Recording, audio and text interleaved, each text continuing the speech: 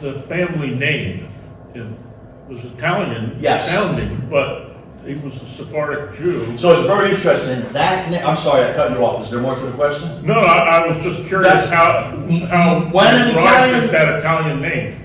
When an Italian hears Modigliani, there's a way they know that's a Jewish Italian, but there are a lot of Italian Jewish people.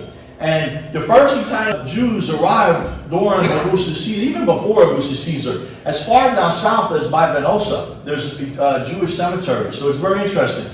The Ashkenazi Jews are more in Venice, and there are beautiful synagogues to this day. There's about 38,000 Jewish people in Italy.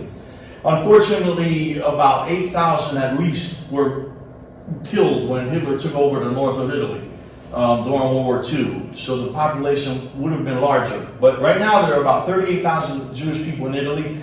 But in Livorno, they came around the late 1500s, the Modigliani family. You know, they passed through France and came to Italy, where they were welcomed, because in that city it was a free port. And it was interesting because there were about 4 synagogues, but that's the synagogue I believe was his. That synagogue was destroyed in World War II, unfortunately, but they rebuilt it, but in bombing. But so the Sephardic Jews mainly landed in Livorno, other Jews as well. And it was actually, I think there were 4 synagogues, and they were all pretty Orthodox. So Modigliani would have had a very Orthodox training up to his bar mitzvah. But his family were more intellectual. His mother's side was a little more or less believing and more culturally connected to their Jewishness than the father's side was. There, they can have businesses, they can thrive. They were productive members, like highly respected members of the community in Livorno for centuries.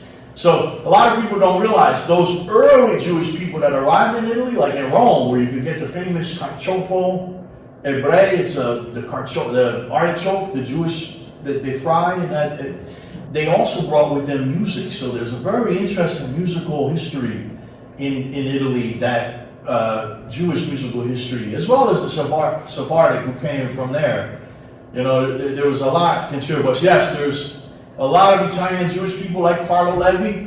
You're familiar with wrote Christ Stopped at Eboli? One of my favorite writers, but my people are from Basilicata, one part of my family, so we love Carlo Levi. My friend actually knew him, my friend Filippo Fossati. Carlo Levi did a portrait of him when he was a kid in Torino, in Turin. But Carlo Levi was a Jewish Italian who, and they spelled it Levi instead of Y, so you could tell he's Jewish. But you could tell he's Italian.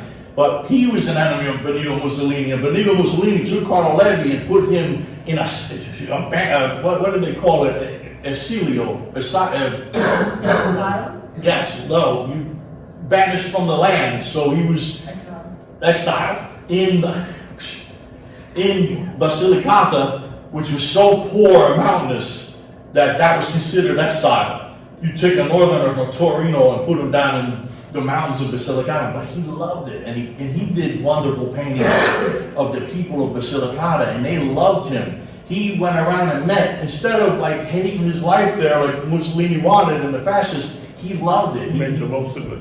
Yeah. And he painted them. He started painting them. He painted these beautiful, and he wrote the book Christ Stopped at Eboli, which is interesting because it's Cristo si è fermato a Eboli, which means Christ stopped at Eboli. But it doesn't mean Christ wasn't in Eboli. Cristiano is in the dialect, it means human. That guy, hey, Cristiano la, that guy there. So they said, we're like animals. We're treated like animals down here in Basilicata. We're not humans. Humans are up there. We're here. Human never came here. So we're really interested into Carlo Levi was a serious, and another one, Primo Levi, another Levi from Turin.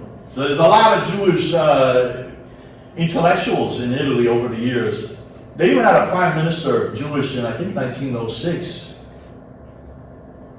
So I rambled on there, but it's exciting to me because I love Modigliani and I love Carlo Levi, and it just made it all come out.